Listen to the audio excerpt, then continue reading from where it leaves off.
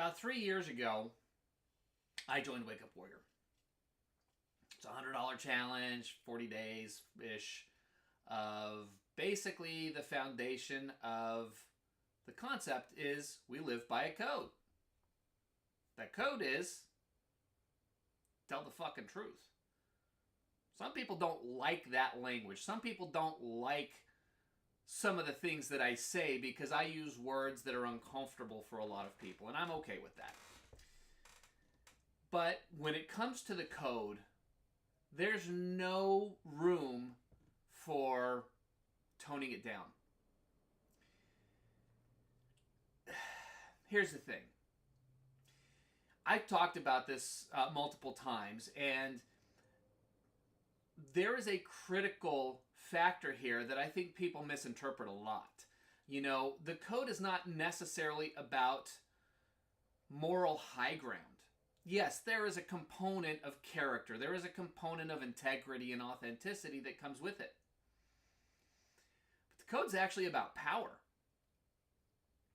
And power comes in different forms as it applies to, or as it applies to the code.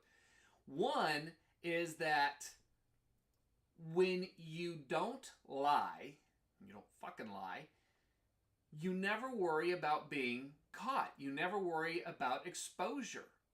There is a significant amount of power that comes from being the guy in the room that's got nothing to hide. You show up differently, you know. I think about in marriage. You know, the second that there is a secret, you never show up the same way. You know, I'm very fortunate in the relationship that I have with Fawn Renee, who we've now been together for a little over 13 years. We've never had to face the reality of there being any sort of infidelity in the marriage.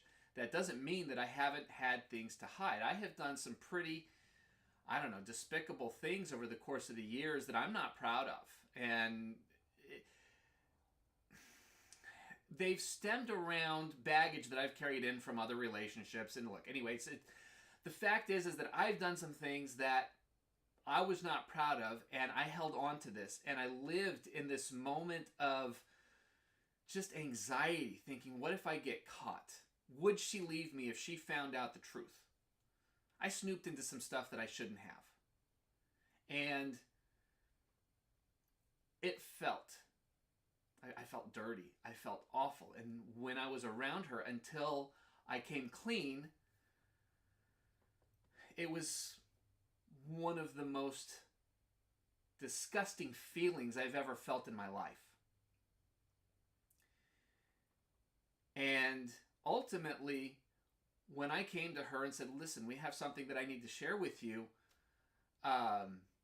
I didn't know if she was going to accept it and move forward or if she was just going to end our relationship. Fortunately, she decided to hopefully understand where I was coming from, but understand that I live by a code. I'm not going to let this kind of shit continue to happen. I'm going to continue to improve who and what I am in order to be the best human being and the best husband that I can be for her, the best father I can be for my boys. That's just one side of it. The other side of it is the person that you really lie to, the person you lie to the most, and that's the person in the mirror. I see this everywhere, and I've gotten to the point where I feel so judgy when I see this. And this is people being victims. You know, these are people who make excuses. Oh, I was late because of traffic, or I'm sorry I didn't get this done. I had this situation come up. And it's just, I see this so much that, number one, I simply don't believe people when they give me excuses anymore. I would much rather someone say, hey, I fucked up, I'm sorry, I will make up for it, I'll get it right, or whatever the case may be. Or even worse, they simply refuse to take responsibility for the actions that got them, that caused them to fail in some form or fashion. And I realize, oh my God, I've gotten so judgy over something that I have been guilty of myself. I'm not even going to say I'm past it. This is something that just comes up. We don't want to accept responsibility for when we screw up. It's embarrassing, right?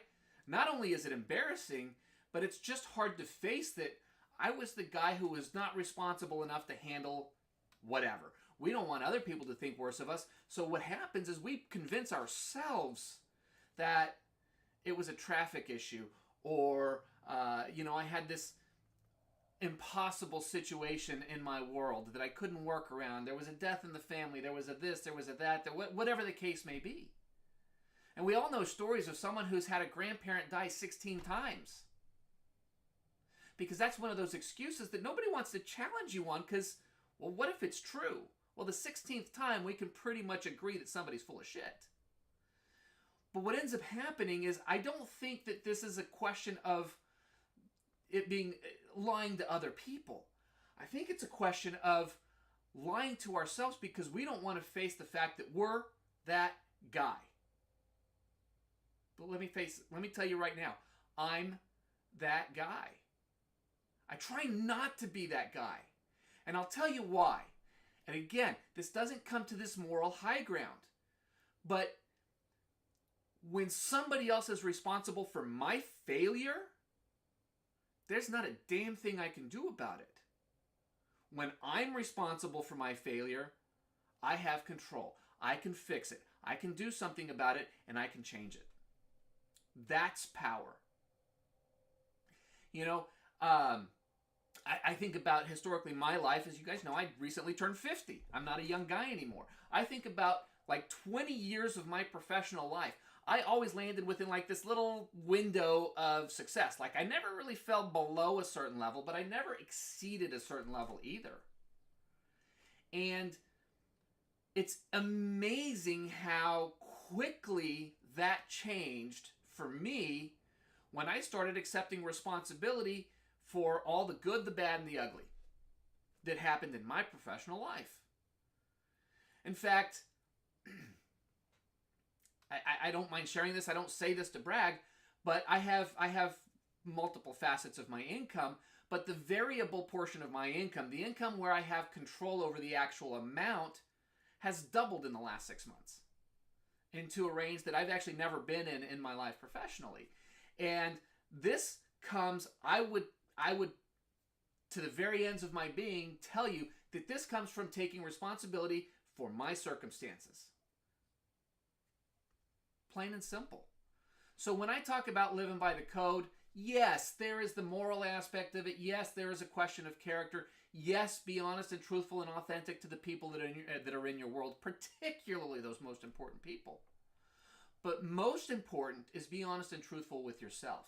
If you're honest and truthful with yourself, it's amazing how quickly things start to change in your favor. Because now you see the path to making the right things happen.